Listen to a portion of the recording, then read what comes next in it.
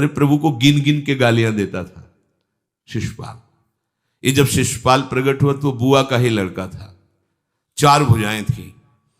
तो इसके जन्म उत्सव के समय फिर श्री कृष्ण बलराम जी भी गए हुए थे। तो आचार्य ने जन्म कुंडली उस समय बाची कि महावीर होगा, ऐसा ऐसा सब वर्णन करते रहे और कहा ये उन्हीं के हाथ से मारा जाएगा जिसकी गोद में डालने पर इसकी 2 भुजाएं हट जाएंगी। तो वहां जितने आए हुए थे रिश्ते नातेदार, समाज के श्रेष्ठ श्रेष्ठ जन, सबकी गोद में शिशुपाल को, और जे भी भगवान श्री कृष्ण की गोद में डाले 2 भुजाएं गिर गई।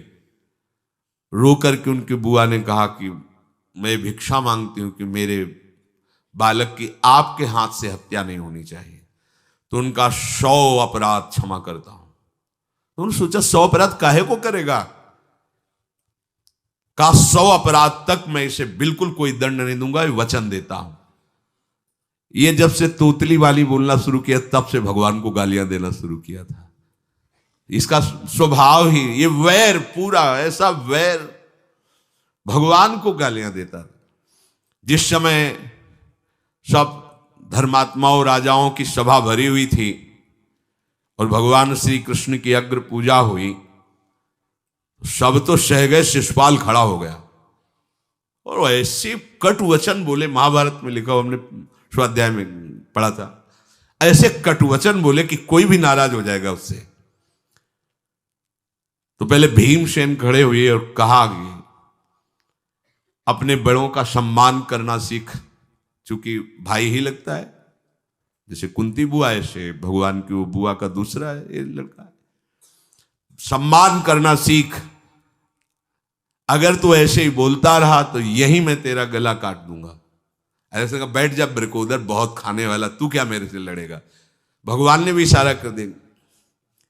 जब देखा कि ये बोलता ही चला, भीष्म जी खड़े हुए और भीष्म जी ने कहा मैं श्री कृष्ण के चरण आसक्ति चित्त वाला हूं, अगर अब एक भी शब्द यहां बोला इसने तो मैं किसी की नहीं सुनूंगा, इसको नष्ट कर दूंगा।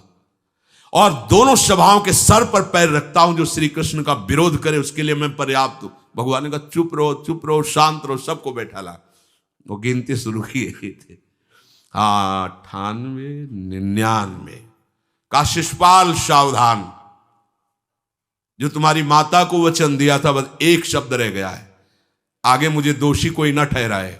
100 तक क्षमा करने की बात कही थी। जे ही, वो तो रुकने वाला थोड़ी था, जे ही आगे बोला सुदर्शन जी के द्वारा उसका वो परम उद्धार हुआ जो बड़े बड़े ऋषि मुनियों के लिए बड़ा दुर्लभ पद कहा गया है। गोपीजनों ने सौंदर्य माधुर्य निधि भगवान को अपना कांत माना, प्रीतम माना। एक ही वृत्ति, कितनी गजब की वृत्ति गोपीजनों की है कि सब कार्य करते हुए कृष्णाकार वृत्ति है।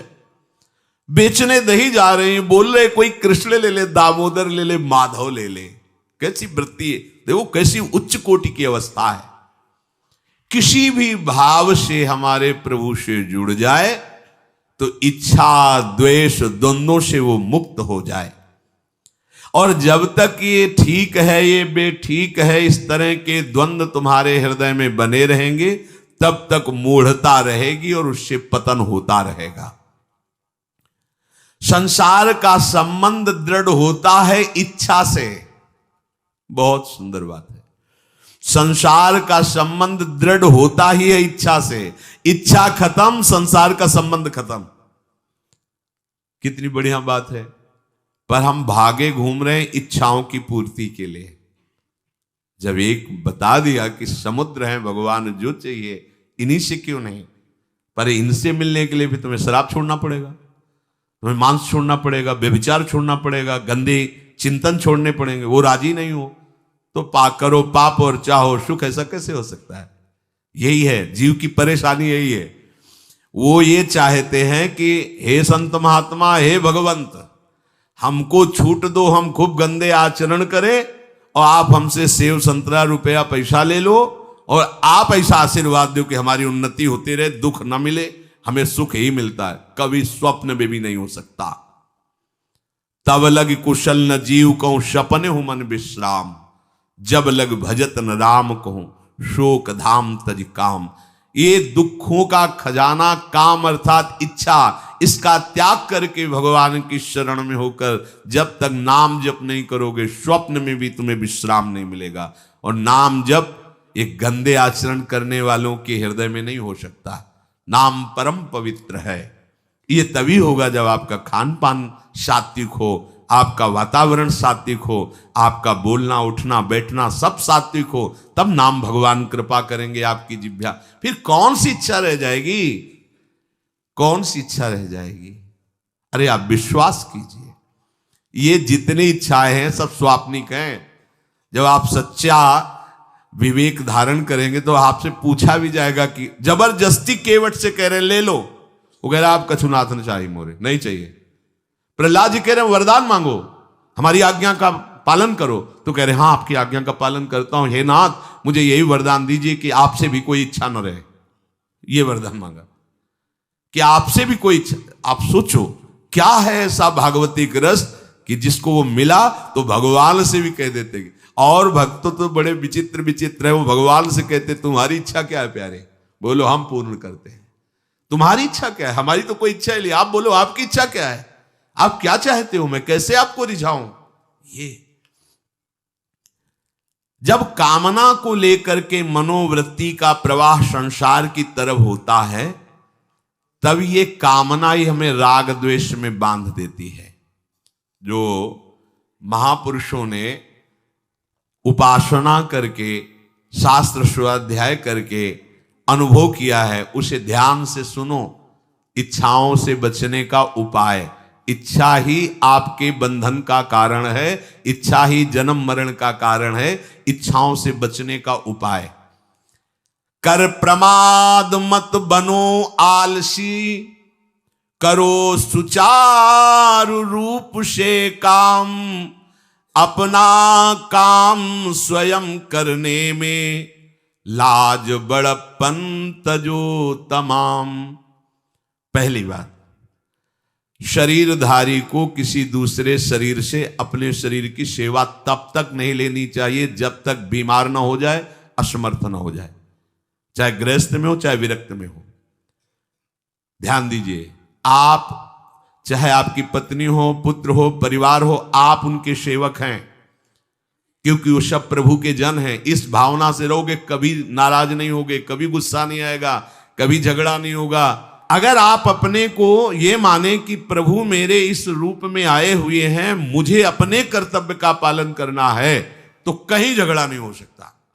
तुम जो कर रहे हो तुम्हारा कर्तव्य, हमारा कर्तव्य है कि हम पति पुत्र परिवार आदि जो भी है, ये हमारे भगवान का स्वरूप है। मैं आप समझो वही भगवत साक्षात्कार, पर ऐसा कौन मानता है? अच्छा, साधु वेश में ये जरूर सावधानी रखनी चाहिए, ध्यान देकर सुनिए। जब तक आपका शरीर स्वस्थ है, आप किसी से किसी भी प्रकार की सेवा स्वीकार न करें। भिक्षान्न के सिवा कोई भी सेवा स्वीकार न करें। अपने शरीर की सेवा तब तक करें जब तक आपका शरीर असमर्थ नहीं हो जाता। असमर्थ हो गए तो फिर हरि ही करें आकर स्वयं, या किसी को भेज दें, उनके बस की बात है। देखो माधवदास बाबा की लंगोटी स्वयं श्री ठाकुर जी महाराज धो रहे हैं। तब तक हमने अपने बड़े संतों को देखा है, बिल्कुल किसी भी तरह की कोई सेवा नहीं स्वीकार करते। अपनी दिनचर्या अपने हाथ से, अपने शरीर की पूरी। आपको क्या हो गया है? आप भी वैसे ही चलो जैसे गुरुजन चले हैं, भिक्षान्न के सिवा। आप अपनी किसी भी तरह की सेवा किसी से मत करवाइए। आप देखो इच्छाओं का दमन होना शुरू हो जाएगा, यहीं से इच्छाओं का दमन शुरू हो जाता है। आप सच्ची मानिए, ये जो आप शरीर सुख की आकांक्षा से दूसरे से सुख लेने की इच्छा करते हैं, यही तुम्हारे बंधन का कारण है, यही तुम्हारी दुर्गति, यही तुम्हारी कमजोरी है। जब तक शरीर स्वस्थ रहे, किसी से किसी भी तरह की सेवा मत लो, और अधिक से अधिक सेवा करने का भाव रखो। सुधार, हमें सेवा करना है, सेवा लेना नहीं है। जब तक सेव्य का साक्षात्कार ना हो जाए या शरीर असमर्थ ना हो जाए, तब तक ये नियम दृढ़ रखना चाहिए। गुरुजनों को भी देखा, श्री जी की सेवा कर दो, रसोई के से बाहर, शरीर सेवा में कभी भी नहीं।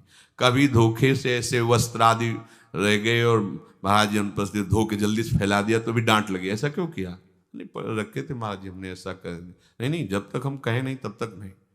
आज भी सरकार अपने ही हाथ से श्री जी को भोग लगा के ही, सब हैं पर वो अपने ही हाथ से 2 रोटी भोग बना के। देखो बुजुर्ग संतों को, बड़े महापुरुषों को हमने देखा है अपने शरीर, जब तक शरीर में सामर्थ्य है तब तक, ये महापुरुषों का आदेश है, अपना काम स्वयं करने में लाज बड़प्पन तजो तमाम। अपना काम करने के लिए आप किसी को भी आदेश मत करें, किसी की भी सेवा स्वीकार न करें। हाँ, हमें भूख लगेगी तो रोटी मांग लेंगे जाकर के, क्या जरूरत है हमें किसी की सेवा स्वीकार करने की? मांगो, खाओ, खूब भजन करो, सत्संग करो, कम खर्चे वाला जीवन रखो। जरूरत क्या है? जो जरूरत है गली चलते दे देंगे भगवान, विश्वास करो, गली चलते दे देंगे। विरक्त गृहस्थ धर्म पूर्वक कमाओ, जितनी आवश्यकता प्रभु दे देंगे। ऐसा कोई त्रिभुवन में नहीं जिसकी आवश्यकता की पूर्ति ना होती हो। अनावश्यक तुम्हारी मांगे जो हैं वही तुम्हें दुख दे रही हैं। आवश्यक व्यवस्था सबको भगवान दिए हुए हैं, अनावश्यक मांग के लिए तुम्हें फिर फंसना होगा। ये तुम्हारी अनावश्यक मांगे हैं, ये हो जाए, वो हो जाए, वो जो आपको जीवन जीने के लिए जरूरी है, धर्म पालन के लिए जरूरी, वो बिना मांगे भगवान दे रहे हैं सबको। देख लो। हाँ, आप कि भाई हमको उस परिकर में रहना है, उस कोर्ट से रहना है, वो सब वीआईपी, तो हमको भी उस कोर्ट का, ये मांगे हैं तुम्हारी। तुम्हारा प्रारब्ध जितना है उतना तुम्हें मिलेगा, जो आवश्यक है वो तुम्हें मिलेगा। अनावश्यक मांगे करोगे फंसोगे, अधर्म में कूदना पड़ेगा तुम्हें। हाथ पैर सब साधन प्रभु ने दिए, दया कर तुम्हें समान, फिर क्यों उनसे काम न लेते, क्यों रखते हो झूठी शान। तुम्हारी सेवा के लिए तुम्हारे पास हाथ है, तुम्हारे चरण है, तुम्हें बुद्धि दी है, दूसरे से क्यों सेवा स्वीकार करते हो? प्रभु ने दया करके उद्धार के लिए तुम्हारे पास पूरी सामग्री दे दी, उसका प्रयोग करो। तन मन दोनों का हित करता, निश्चय शारीरिक श्रम युक्त। देखो ये है, जिसने अपना परम मंगल ठाना है वो शरीर को कभी प्रमाद में नहीं रखता, चाहे गृहस्थ हो चाहे विरक्त हो। ये आलस्य प्रमाद किसी के लिए भी ठीक नहीं है। नियत समय तक सो जाओ, इसके बाद खूब मेहनत करो, चाहे गृहस्थ हो चाहे विरक्त। विरक्त हो तो खूब नाम जप, वाणी पाठ, ब्रह्मचर्य से रहना, आसनों में बैठना, हाँ सेवा करना, शारीरिक श्रम नहीं, खूब सेवा करो, धाम की सेवा करो, नालियां साफ करो, गलियां साफ करो, जो सेवाएं में इसे श्रम करो। ब्रह्मचर्य पचाने के लिए श्रम भी तो होना चाहिए। श्री जी की प्राप्ति के लिए मन वचन कर्म से श्री जी के चरणों का आश्रय लेकर के जितना आप अन्न डालते हो उतना आप इसका प्रयोग करो शरीर का। इससे ममता मत रखो। खूब धाम, पुराने संतों को देखो, सोहनी पकड़े कहां कहां तक परिक्रमा में लगा। हमने देखा है एक हरिदासी महात्मा थे, पीछे पानी घाट की तरफ उनकी छोटी सी कुटिया, किलोमीटर तक ऐसे ही सोहनी लगा रहे हैं। वृद्ध वृद्ध महात्मा सेवा करें। अपने लोग जवान महात्मा होकर, शरीर स्वस्थ होकर, बेइज्जती से अगर सोहनी पकड़ के खड़े हो जाओगे गली में तो आपको लगेगा अपनी बेइज्जती हो रही है। वाह, कितनी बड़ी इज्जत है हमारी। स्वामिनी के महल की बीथियों में सोहनी लगाने में तुम्हें बेइज्जती लग रही, और आचार्य चरण याचना कर रहे हैं।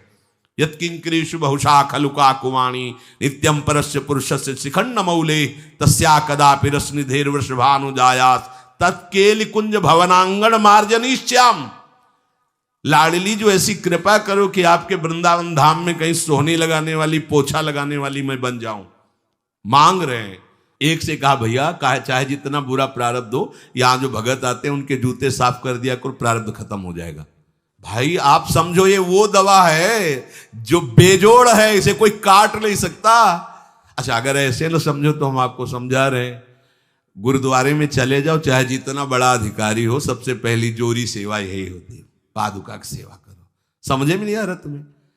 अरे जिसे हम हंसते हंसते कह रहे हैं वही तुम्हारे बंधन काटने का कारण बन जाए, यदि मान लो बात। पर वो हम जूता साफ करेंगे नहीं। मन से हम कितने गंदे हैं ये हम नहीं देख पा रहे हैं। वो तो बाहर वृंदावन की रज उनमें पादुका में लगी, छोटी मोटी बात नहीं है। पादुका जो रखी है ये बंधनी है, आप इनको ऐसे साधारण जूते मत समझना, ये रज में चलते। एक दिन एक ब्रजवासिनी माई रोटी रखे, उसके ऊपर पादुका रखे, एक हाथ में लाला लिए और एक हाथ में जल का ऐसे लिए जा रहे, उनका अभ्यास ऐसा। अब पादुका पहन के चलने में परेशानी होती थी, तो कोई एक संत थे और बाहर से आए हुए थे, तो हंस दिए हैं, कैसे बावरी रोटी के ऊपर जूता लगा। ऐसे मतलब कितने साल हो गए ब्रजवास करते हुए, वह कई वर्ष हो गए। अरे वो जूती नहीं है जो साधारण जूती है, वृंदावन बरसाने की रज लगी हुई, इसमें ये रज लगी हुई है, तुझे रज नहीं दिखाई दे रही, जूती दिखाई दे, क्या ब्रजवास कर रहा है, डांट के चल दी। ये समझो, हम कहें कि जूती साफ करो तो हम जूती साफ करेंगे, और ये है कौन सी जूती साफ में, क्या रज है। वृंदावन बरसाने सब जगह घूमते रहते हैं ये महाभागवत जन। अगर इनकी ये गृहस्थ विरक्त मत देखो, सब लाडली जी के लाडले हैं जो यहाँ आए हुए हैं। अगर हम उनकी पादुका साफ करेंगे तो हमारा हृदय साफ हो जाएगा, पर कोई मानता कहाँ है। अपनी सेवा स्वयं करो और दूसरे की सेवा मिल जाए तो जैसे लोभी आदमी के सामने धन फेंक दे तो कैसे भागता है, ऐसे आपको होड़ लगनी चाहिए कि ये आदमी इतना न कर पाए जितना हम सेवा करें। परमार्थ में शरीर पोषण नहीं, परमार्थ में शरीर की धज्जियां उड़ानी है, अहंकार की, देहाभिमान की। राखे अपने को सदा भगवत सुमिरन लीन, सुने न जग के दोष गुण, करे न चित्त मलिन। सदैव अपने को ये देखता रहे कि प्रभु का सुमिरन चल रहा है कि नहीं अंदर। ये बहुत बड़े काहे की परेशानी, हम तो यही समझ नहीं पा रहे कि इतनी झंझटें लेकर कैसे घूम रहे लोग। अगर हृदय में राधा राधा चल रहा है, आप व्यापार कर रहे हो, नौकरी कर रहे हो, गृहस्थ हो, विरक्त हो, जो भी, अब आपको चिंता क्या होनी चाहिए। देखो ना, थोड़े दिन ऐसे चल के देखो, हर कार्य बहुत अच्छा होता है जब भगवत सुमिरन पूर्वक आप एकाग्रता पूर्वक कार्य करेंगे, हर कार्य में आपको आनंद आएगा। पर वो तो शरीर पोषी, जैसे आग जलने में फफोला पड़ जाता है ना, उसको बहुत संभाल के रखते हैं, ऐसे देहाभिमानी साधक भी होते हैं। कोई कोई इतना शरीर को सजा के, इतना संभाल के कि लगता है यही भगवत प्राप्ति है इनकी, कि इनके शरीर बिल्कुल ऐसे नहीं। संतों ने देखो ना कैसे अपने शरीर के राग का त्याग किया है, गुरुजनों की आज्ञा में तत्पर होकर धज्जियां उड़ा दी देहाभिमान की, तब उनको परम पद प्राप्त हुआ है। अपने शरीर का राग रखने वाला परमार्थ में कैसे चल सकता है। कब तक फंसे रहोगे विषयासक्ति वासना में हो दीन, अरे कब तक मन में भरे रखोगे दुर्विचार दुर्भाव मलिन। जिन भोगों के लिए हो रहे तुम लालायित सुखमय जान, यही घोर दुख उपजाएंगे, बढ़ जाएगा अज्ञान। इसलिए छोड़ो सब आशा ममता आसक्ति कामना मद अभिमान, एकमात्र शरणागत होकर भजो निरंतर राधे श्याम। प्रभु की आसक्ति हृदय में धारण करो। यही समझ में नहीं आता। चले हो राग त्यागने के लिए, पोषण कर रहे हो शरीर राग का, कैसे बात बने। चलो कोई विषय संसारी है तो लगता है अभी बेचारा है। आप लोग बेचारों की लाइन में थोड़ी हो, आप लोग बेचारों की लाइन में नहीं हो। आप जितने भी, चाहे गृहस्थ हो चाहे विरक्त हो, धाम आ गए हो, दीक्षा ले ली है, शास्त्र स्वाध्याय करते हो, सत्संग, आप बेचारे हो, आप भगवत पार्षद हो। पर आप अपने स्वरूप को समझो, ये अंदर की बातें सुधारो। आगे कह रहे हैं कि सुने न जग के दोष गुण, करे न चित्त मलिन। अपने भगवत चिंतन में मगन रहो। कोई तुम्हें यदि किसी की निंदा आदि सुनाने लगे तो उसे मत सुनो।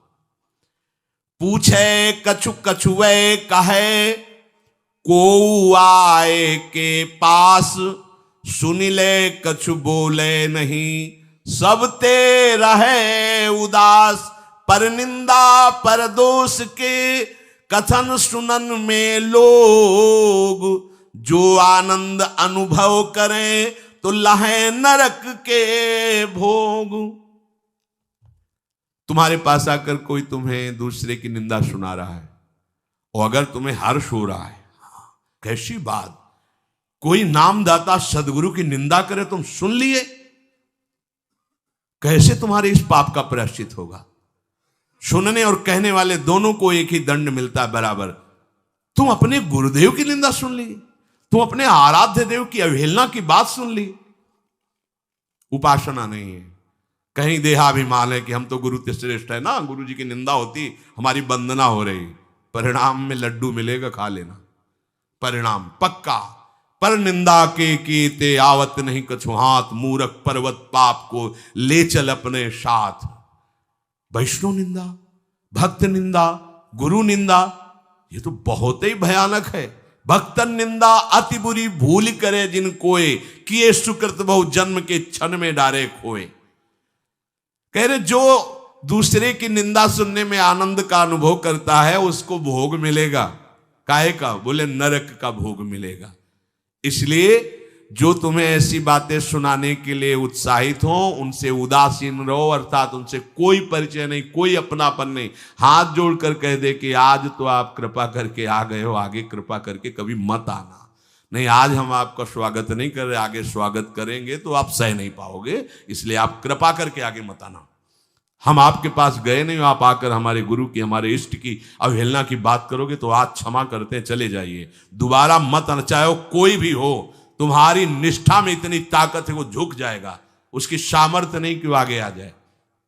अगर हमारे कोई इष्ट की, आचार्य की या किसी भी नाम जापक की कोई निंदा करता है, हम सुनते हैं और उसे सुख मानते हैं, तो कह रहे हैं उसको नरक का भोग मिलेगा। नहीं, हमें जिस मार्ग में चलना है, हमें अपने आराध्य देव की प्रति प्रीति प्राप्त करनी है। और प्रीति प्राप्त होती, कोई भी राम कृष्ण हरि शिव बोले, सबके चरणों में हमारा नमन है, सबकी चरण धूले हमारे माथे पे। निंदा करना, अरे सब जगह भगवान है, ये बात देखने के लिए तो हम चले, हम निंदा स्तुति। अगर कोई हमारा मित्र बनता है, हमारा निज जन बनता है और हमको हरि गुरु इष्ट आदि की किसी भी तरह की कोई निंदा, हमें बिल्कुल बर्दाश्त नहीं करना चाहिए और दूरी बना लेनी चाहिए, कभी उससे संभाषण नहीं करना चाहिए। कहे न अपनी बात कछु, सुने न पर की बात, एक निष्ठ प्रभु में रहे, बसो सदा दिन रात। अपने हृदय की भक्ति की बात सहसा किसी से ना कहे और ना किसी की बात सुने, क्योंकि हमें अपनी आचार्य निष्ठा, गुरु निष्ठा से चलना है। आप अपनी निष्ठा से चल रहे हो, हमारे काम की है नहीं, क्योंकि अब हम बदलने वाले हैं नहीं, तो तुम्हारी निष्ठा से हमें कोई परिवर्तन होने वाला नहीं। और हम अपनी निष्ठा के बाद तुमसे इसलिए नहीं कहेंगे कि वो तो इष्ट मिले और मन मिले, मिले भजन रस रीति, तब वो बात कहनी चाहिए, ऐसा किसी से नहीं। तो क्या करे, एक निष्ठ होकर अपने आराध्य देव में दिन रात लगा रहे। ये बहुत जगह जाना, बहुत लोगों से व्यवहार करना, ये सब भजन में बाधक बात है। समिट जाओ, अपने लाडली लाल को दुलार करो, नाम जप करो, धाम वास करो, बहुत जो है, हाँ दर्शन कर आओ। नहीं, एकांत वास करो, प्रभु खुद आके दर्शन दे देंगे, मान लो विश्वास। अगर आपका भजन ठीक चल रहा है, सही मार्ग चल रहे हो, तो दर्शन वाली बात ही हट जाएगी, क्योंकि फिर वो समा जाते हैं, हृदय में समा जाते हैं, नेत्रों में समा जाते हैं, मन में समा जाते हैं। आनंद की उमगन में कभी गए, आंख लड़ा ली प्रभु से, नहीं तो आंखों में ही बसे रहते। पी मूर्ति नयनन बसे, ते ही रस रहाय समाये। राग रोष दुख दोष में जग सो रहे सचेत, काहू सो न करे कबो वैर भाव अरुहेत। कोई इच्छा न रखो तो तुम्हें कभी क्रोध नहीं आएगा। इच्छा राग ही द्वेष को उत्पन्न करती है। इन दोनों से सचेत रहो, ना किसी से तुम्हारा द्वेष होने पावे न राग। कभी किसी से किसी भी तरह अगर झगड़े का, लड़ाई का अवसर आता है तो हाथ जोड़कर निकल जाओ, झगड़ा मत करो। उससे ये होगा कि आपकी वृत्ति बच जाएगी, नहीं तो वृत्ति द्वेष पूर्वक बार बार उसका चिंतन करेगी जब भजन में बैठोगे, और उसके प्रति अशांति, जलन पैदा हो जाएगी। सब सो न्यारो होई रहे, पर खारो हु नहीं होए, सबकी सब कुछ सहे नीति, वो प्रभु को प्यारो होए। समझो बात, सबसे अलग रहो, किसी से अपना मन मत मिलाओ, केवल मन नाम से मिलाओ, प्रभु से मिलाओ, गुरुवाणी से मिलाओ। पर किसी का अपमान मत करो, किसी के लिए ऐसा कड़ुआ वचन मत बोलो कि उसके हृदय मंदिर में बैठे भगवान हैं, उसका हृदय दुखी हो जाए। सबकी सब कुछ सह लेता है जो कोई, वही प्रभु का प्यारा होता है। करे न जग चर्चा कबों, रहे सदा चुपचाप, रही इंकित निज भजय प्रभुता को सेवै आप। जो जगत की कभी भी चर्चा नहीं करता, मौन धारण करके केवल प्रभु के चिंतन में मगन रहता है, उसका भार प्रभु ले लेते हैं, उसकी सेवा आप स्वयं करते हैं। प्रभु किसी न किसी रूप में आके उनका भरण पोषण करते हैं। पै प्रभु के रस प्रेम की निर्मल गोपन बात, कहे न काहू सो कबों, सहे सकल आघात। भजन में जो तुम्हें आनंद आ रहा है, जो तुम्हें स्वप्न में कोई अनुभूतियां हो रही या प्रगट में कोई अनुभूति हो रही, कभी भी किसी से भी वो बात ना कहे, क्योंकि ऐसा कहने से तुम्हारे भजन में विघ्न पड़ जाएगा। सारी की सारी बातें पचा लो। जैसे तुम गुप्त रूप से गलतियां करते हो, कभी नहीं बोलते हो, लेकिन कोई भी भागवती का अनुभूति छोटी सी भी होगी तो सभा में बोलने का मन होगा, क्योंकि उससे हमारी प्रशंसा होगी, अहंकार का पोषण होगा। बिल्कुल नहीं। भजन संबंधी कोई भी आनंद की बात, कोई भी भगवदानंद अनुभूति कभी किसी से न कहे, एकदम छुपा जाए। अगर कोई ऐसा कि हमने तो ऐसे लक्षण आप में देखे, हाँ नहीं ये तो ऐसे ही तुम्हें यहाँ हंसुआ, हमारे अंदर ऐसा कुछ नहीं। कोई भी भागवतिक वृत्ति कहीं अपने में आरोपित करके प्रदर्शन का कार्य न कर दे।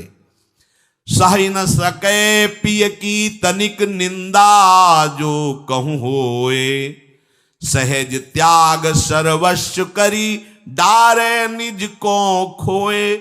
यदि अपने आराध्य देव की कोई निंदा कर रहा हो तो वहां सहन न करे। सही न सके पिय की तनिक निंदा, जो कहूं होए। संत शंभु श्री पद अपवादा, कही सुनी तास मर्यादा, काटी जीव तासु जो बसाई, श्रवण मुनि न चले पर आई। यदि हमारे कोई आराध्य देव गुरुदेव की निंदा कर रहा है, ताकत हो तो उसकी जबान बंद कर दे, नहीं तो कान में अंगुली डाले उठ के चल दे, दोबारा उसका कभी चेहरा न देखे। भरत जी ने माता कैकेयी से कहा कि आपने हमें निमित्त बनाकर 14 वर्ष का वनवास भगवान श्री राम को दिया, इसलिए आज के बाद में कभी तुम्हें मां नहीं कहूंगा, पापिनी कभी तेरा मुख नहीं देखूंगा। भरत जैसे भगवान के अवतार परम पवित्र माता कैकेयी के लिए ऐसे कटु वचन बोले, आज के बाद कभी मां नहीं कहूंगा, है पापिनी तेरा कभी मुख नहीं देखूंगा। ये जो हमारे इष्ट की निंदा कर दे, हमारे गुरुदेव की निंदा कर दे, हम उसे आदर देंगे, हम उसको बात सुनने के लिए बैठा लेंगे। हाँ और बाओ, हमें और गंदा करो। सहज त्याग सर्वस्व करी, डारे निज को खोए। अपने अपनत्व को अपने आराध्य देव में सहज समर्पित कर दे। या जग में जाके हृदय ऐसो प्रेम समाए, हरिता को अति चाव सो रखें सदा अपनाए। इस जग में जिसके हृदय में ऐसी निष्ठा होती है, तो हरि उसे अपना मान करके फिर स्वयं उसका भार लेकर इस संसार में रखते हैं, अर्थात उससे वही कराते हैं जिससे जग मंगल होता है।